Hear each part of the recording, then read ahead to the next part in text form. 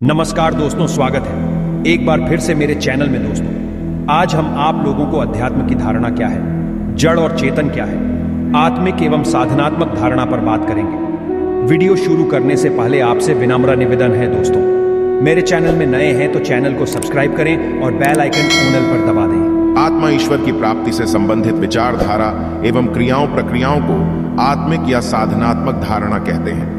अधिकतर सद्ग्रंथों की रचना इसी धारणा वाले लोगों द्वारा हुई है। सृष्टि की रचना दो वस्तुओं के मेल से हुई है, जड़ और चेतन। जड़ के अंतर्गत पंच पदार्थ तत्व आकाश, वायु, अग्नि, जल और थल आते हैं। इन्हीं पंच पदार्थ तत्वों से बनी विभिन्न रूप आकृति ही संपूर्ण दृश्यमान जगत है, जिसमें मानव शरीर सर्वोत्तम आकृति है।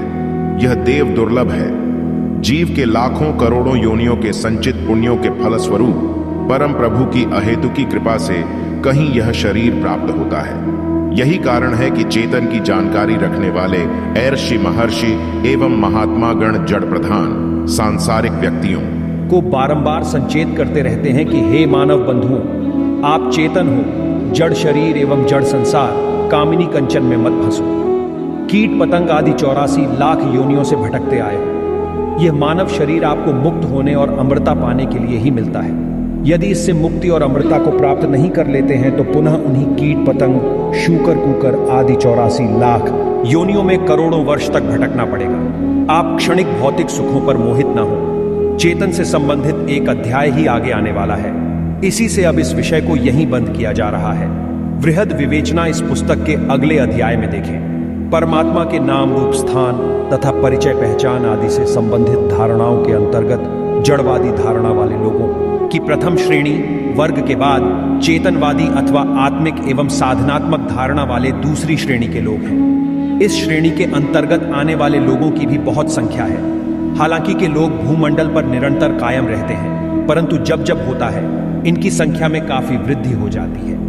जड़वाद में जकड़े हुए समाज इस काल की अवतार को नहीं मानते हैं, को जड़ से चेतन की तरफ परमात्मा के नाम रूप पर मोड़ने में ये लोग काफी वर्टिकल बार परिश्रम के साथ पूर्ण समर्पण भाव से सतत प्रयत्नशील रहते हैं। आत्मिक एवं साधनात्मक धारणा के अंतर्गत साधारण साधना करने वाले लोगों से लेकर उच्चतम कोटि के ऋषि, महर्षिगण और शंकर जी भी आते हैं। इस श्रेणी के समस्त लोग जीव को ही आत्मा और आत्मा को ही परमात्मा मानते हैं तथा जीव के आत्मा से मिलने की प्रक्रिया को ही तत्व ज्ञान मान बैठते हैं। पतनोन्मुखी सोहम ऊर्ध्वमुखी हसो का श्वास प्रश्वास द्वारा जाप की प्रक्रिया तथा दिव्य दृष्टि के माध्यम से ज्योति का दर्शन ही इनकी एकमात्र उपलब्धि होती है तथा सहायक के रूप में ये लोग खेचरी, भ्रामरी, अनहद, शीतली, शीतकारी, काकी और शांभवी आदि मुद्राओं को भी किया कराया करते हैं। वन भ्रमवश ये लोग पतनोन्मुखी सोहम, ऊर्ध्वमुखी हसो और दिव्य ज्योति को ही आत्मा, ईश्वर से नीचे जीव और आत्मा, ईश्वर से ऊपर परमात्मा परमेश्वर का नाम रूप बताते हैं, जबकि यह जीवात्मा से संबंधित नाम रूप है। इस सोहम और ज्योति की उत्पत्ति जहां आत्मतत्वम शब्द रूपी परमात्मा से होती है, वह परमात्मा कहलाता है, जिसकी यथार्थ जानकारी परमात्मा के अवतार वाले शरीर के अतिरिक्त किसी को, यहां तक कि शंकर जी आदि को भी नहीं रहती है। अन्यों की तो बात ही क्या की जाए। आत्मिक साधना एक प्रकार की आंतरिक साधना पद्धति होती है। शरीर से बाहर इन लोगों को कोई जानकारी नहीं होती है। आत्मा श्वास के माध्यम से जब शरीर के अंदर पहुंच जाती है, तब इन महापुरुषों का इसके बारे में अध्ययन प्रारंभ होता है और इंगला, पिंगला, सुषुम्ना, मूलाधार, स्वाधिष्ठान, मणिपूरक, अनाहत, विशुद्ध, आज्ञा, सहस्त्रार आदि की जानकारी प्राप्त करते हैं। इस प्रकार इन लोगों का पैर मोड़ना, आसन, हाथ जोड़ना, मुद्रा, आंख मूंद कर आज्ञा चक्र पर देखना, ध्यान, कान मूंदना, अनहदना, जीभ उलटना, खेचरी मुद्रा, श्वास प्रश्वास को देखना, अजपा जाप आदि समस्त यौगिक क्रियाएं शरीर के अंदर ही की जाती हैं। अर्थात सभी इंद्रियों को यथास्थान बंद कर जीव को श्वास प्रश्वास में लगा दिया जाता है, जिससे आत्मा जीव की ओर पतनोन्मुखी सोह जो सहज ही हो रहा है, वह जीव आत्मा की ओर, जिसे सक्षम गुरु की देख रेख सानिध्य में करना पड़ता है, ऊर्ध्वमुखी हंसों की क्रिया और चिदानंद की अनुभूति होती है। तत्पश्चात दिव्य दृष्टि के द्वारा ज्योति को देखा जाता है। भ्रमवश सत्ययुग से लेकर आज तक के समस्त देवी देवता, ऋषि, महर्षि, योगी, यति, साधक, सिद्ध, महात्मा आदि इन्हीं साधना प्रक्रियाओं को ही तत्वज्ञान तथा सोहम सौसह और ज्योति को ही परम तत्वम या आत्म तत्वम या भगवत तत्वम रूपी परमात्मा मानकर इसी का उपदेश भी दिए हैं।